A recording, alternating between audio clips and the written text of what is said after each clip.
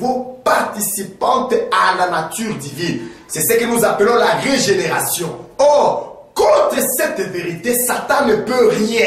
Satan ne peut pas empêcher Dieu de régénérer la création telle qu'elle a vue dans son plan éternel. Tout ce que Satan l'a fait dans le temps, mais dans l'éternité, Dieu avait un plan. Dieu a vu son peuple, il avait son peuple à lui. Proverbe 8 confirme cela. Les gens disent que la prédestination est fausse parce que la prédestination révèle la nature d'un Dieu égoïste.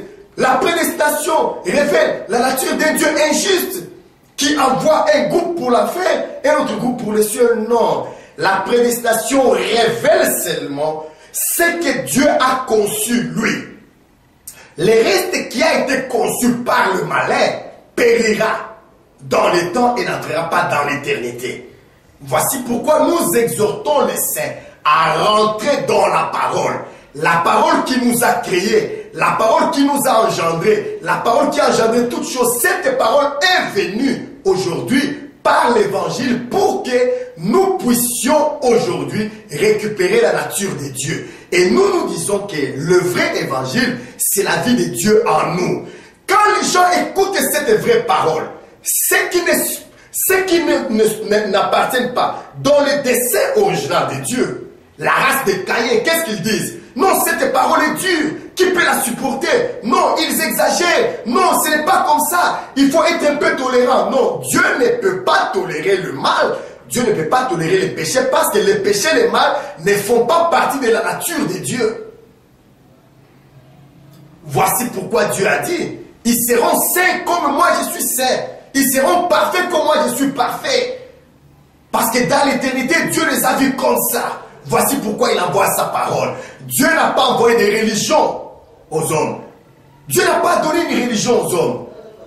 La mauvaise interprétation de la parole de Dieu, l'incompréhension du dessein de Dieu engendra les religions, engendra les églises, les dénominations comme nous les appelons. C'est-à-dire quelqu'un dort et se réveille et dit, je vais bâtir mon église ici et je vais donner à mon église un nom.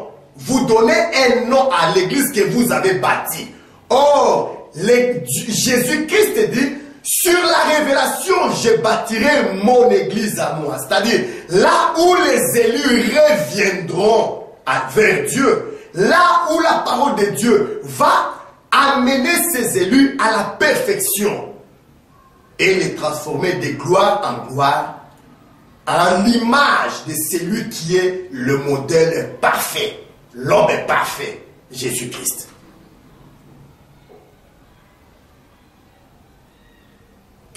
Si Dieu, voici pourquoi l'apôtre Paul dit, que dirons-nous à l'égard de ces choses?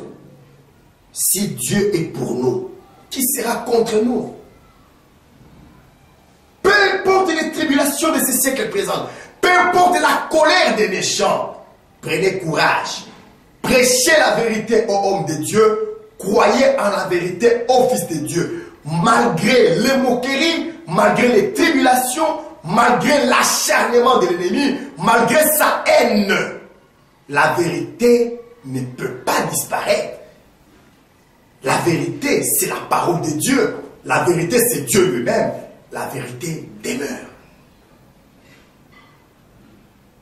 Pour sauver l'homme, Dieu envoie cette parole-là. Dans l'ancienne alliance, avant que nous n'arrivions à l'accomplissement des temps, l'homme pécheur venait devant Dieu. Il apportait un animal de sacrifice selon ce qui était établi dans la loi de Moïse. Que dirons-nous aujourd'hui encore au sujet de la loi de Moïse? Parce que la Bible a tout dit. La loi n'a pas été donnée à l'homme pour que l'homme parvienne au salut par l'intermédiaire de la loi. La loi a été donnée à l'homme pour servir de pédagogue. Garder l'homme, c'est une espèce de garde-fou pour empêcher l'homme de sortir et de s'égarer loin de la volonté de Dieu jusqu'à ce que la grâce de Dieu soit manifestée. Lorsque les sangs d'animaux, des boucs, des béliers, des pigeons et de tout autre animal de sacrifice ont été incapables d'accomplir la rédemption. Pourquoi incapable? Parce que l'animal a une vie. Et lorsque l'animal donne sa vie, elle meurt. L'homme continue à vivre et le péché revient. Donc il fallait absolument, parce que ce que Dieu a connu d'avance, ce que Dieu a prédestiné à être semblable à l'image de son Fils Jésus, doivent être éternels comme lui. Maintenant, pour qu'il soit éternel, il fallait absolument que Dieu accomplisse une rédemption éternelle. Et pour accomplir une rédemption éternelle, il fallait absolument que l'animal de sacrifice ait une vie éternelle. Or, selon les témoignages des Écritures, seul Dieu possède l'immortalité. Donc, ce que Dieu cherchait se trouvait en lui-même. Voici pourquoi lorsque nous regardons l'écriture d'Apocalypse 5, la Bible dit ceci. Dieu se tenait sur son trône. Assis sur son trône, il avait un livre écrit en dedans, en dehors, scellé de 7 sceaux. Et la voix cria, qui peut ouvrir le livre? Aucune religion s'est présentée, aucune église ne s'est présentée, aucun pasteur, il n'y avait pas de prophète. Et Jean pleura. Jean pleura parce qu'il n'y avait pas de salut. Jean pleura parce qu'il n'y avait personne dans les cieux, sur la terre et sous la terre capable d'ouvrir le livre. Aucun. Aucun, parce que la loi de Dieu disait clairement, sans effusion de sang, il n'y a pas pardon de péché. Pour que ces âmes-là soient sauvées, il fallait absolument qu'ils aient la rémission de leurs péchés, le pardon divin. Il fallait du sang. Oh, sur la terre, dans les cieux, sous la terre, il n'y avait pas, oh, Dieu n'avait pas trouvé ce sang-là. Parce que ce sang, ça devait être le sang du propre Dieu. Or, il est esprit. L'esprit n'a pas du sang. Voilà pourquoi nous disons merci à Dieu. Nous disons merci parce que nous avons compris aujourd'hui, comme nos pères, le Père qui nous a engendrés dans la foi, qu'il est vraiment grand le mystère de notre foi. Dieu sortit dans ses multiples attributs, Dieu sortit sous la forme d'un agneau. Jean regarda dans le trône lorsqu'on lui dit que ne pleure pas. Voici l'agneau des tribus, le lion de la tribu de Juda a vaincu. Jean, en regardant vers les trônes, il ne dit pas, j'ai vu à côté, au-dessus, en dessous. Non, près, non. J'ai vu sortir du milieu du trône un agneau immolé. C'était Dieu sortant sous la forme de l'agneau. Dieu prenant une forme humaine. Dieu créateur, la parole. Ah, il est écrit dans la prophétie. Tu n'as voulu ni sacrifice ni offrande, et tu m'as formé un corps. Mais regardez, on a formé un corps pour qui? Il dit, au début du rouleau, il est question de moi. Au début, au commencement, c'était la parole. La parole était avec Dieu, la parole était Dieu. Donc Dieu forma un corps pour servir de temple à la parole, de tabernacle vivant à la parole. Donc ce corps, c'était à la fois le tabernacle vivant de Dieu et les vases porteurs du sang éternel, le sang par lequel devait s'accomplir la rédemption éternelle. Et ce corps, ce n'est pas le corps d'un prophète, ce n'est pas le corps d'un pasteur, d'un évangéliste international, d'un apôtre, non, c'est le corps de Jésus-Christ. Voici pourquoi la Bible dit, il n'y a de salut en aucun autre nom. Parce qu'il n'y a aucun autre nom qui a été donné aux hommes sous les cieux qui puisse leur apporter le salut. Revenons à Jésus. Revenons à la simplicité. Paul dit, moi, je vous ai préparé comme une vierge pure pour vous présenter devant un seul époux, à savoir, il a cité son nom, mes frères. Il a cité son nom, Christ. Oh, mais l'apôtre Paul dit quelque chose de très intéressant. Mais ce que je crains, c'est que certains d'entre vous soient corrompus dans leur entendement, de même que le serpent séduisit corrompus comme Ève, qu'est-ce qu'ils font? Ils croient à un autre Jésus. C'est là la perte de la vocation. Une épouse qui perd sa vocation d'épouse et qui se prostitue. Revenez à la simplicité de Christ. Il était le tabernacle du Dieu vivant, la parole faite chair. Et lorsqu'il vint, il dit aux Juifs, vous examinez les Écritures parce que vous croyez avoir envie dans les Écritures. Mais les Écritures rendent témoignage de moi et vous ne voulez pas venir à moi pour avoir la vie. Il dit encore quelque part, la chair ne sert de rien. Les paroles que je vous ai dites sont esprit et vie. Dieu esprit, la vie de Dieu est venue sur la terre. 1er Jean, chapitre 1, verset 1 à 4. Ce qui était au commencement, ce que nous avons vu de nos propres yeux, nous avons touché, contemplé. Au sujet de la parole de vie, Zoé, la vie de Dieu, a été manifestée, nous l'avons vue. Et nous lui rendons témoignage. C'est-à-dire, le vrai témoignage de l'évangile, c'est la vie éternelle. Ce n'est pas les succès dans les affaires. Ce n'est pas la guérison des maladies. Bien que la parole guérit, il est plus que temps que nous comprenons que la guérison ne signifie pas salut. 10 lépreux ont été guéris par le Seigneur Jésus et a été sauvé 9. Qu'est-il devenu de ces 9-là?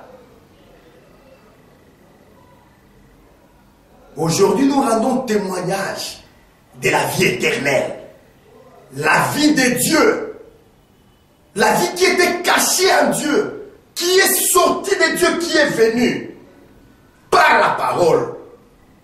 Et lorsque nous croyons à cette parole-là, Dieu nous communique cette vie-là. Voici pourquoi l'apôtre Paul, qui fut un jour Saul de Tarse, dit, maintenant ce n'est plus moi qui vis, c'est Christ qui vit en moi.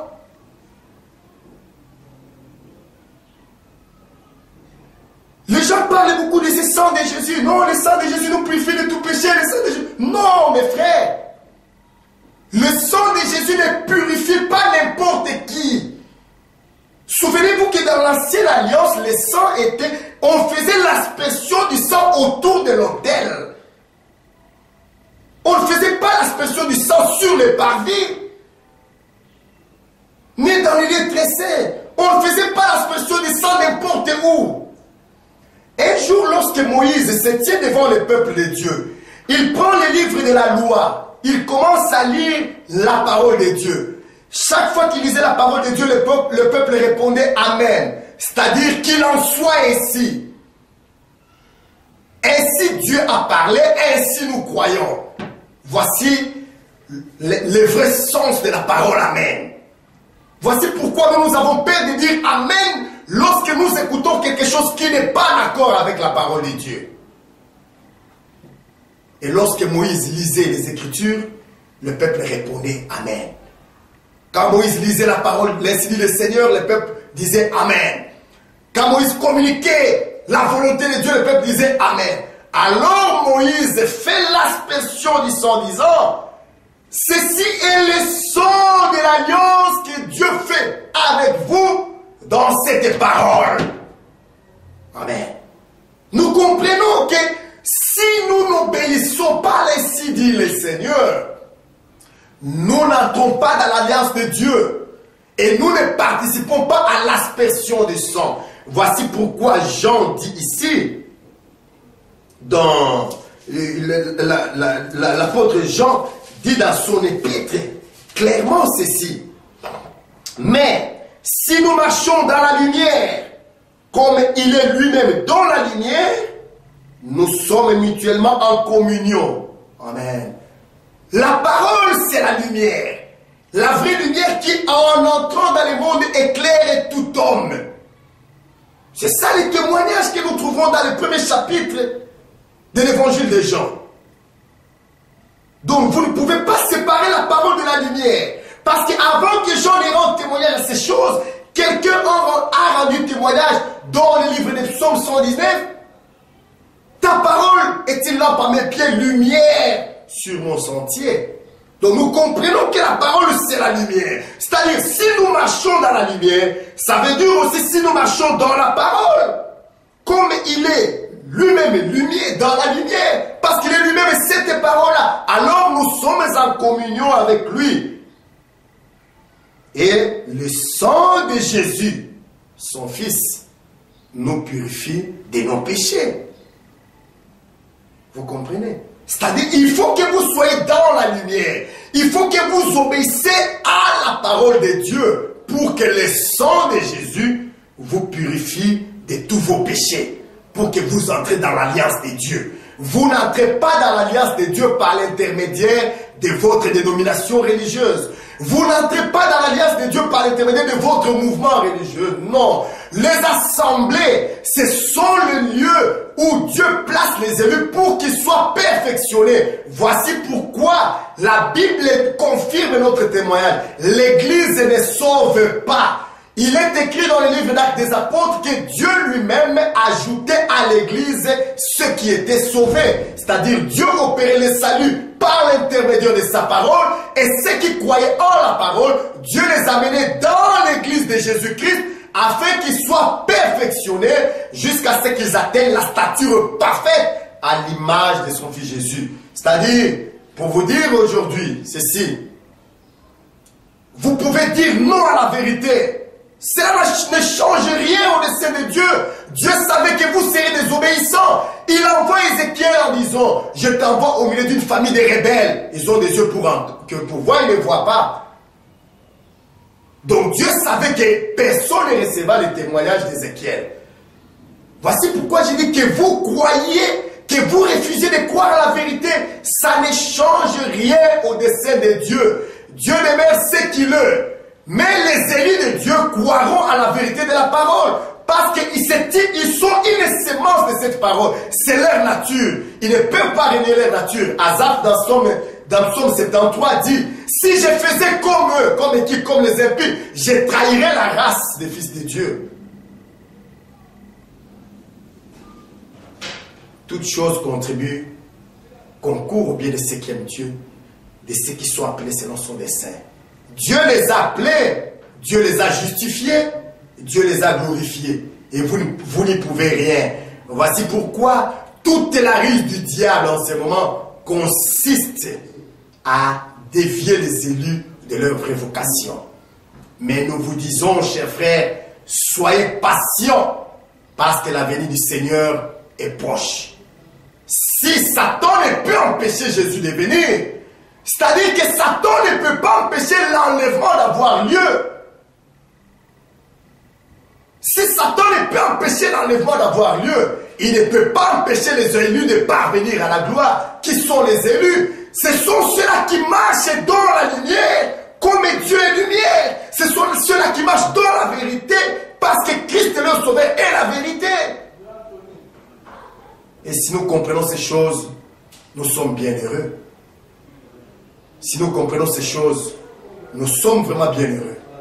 Bientôt, celui qui doit venir viendra et chacun recevra selon ses œuvres. Que Dieu vous bénisse.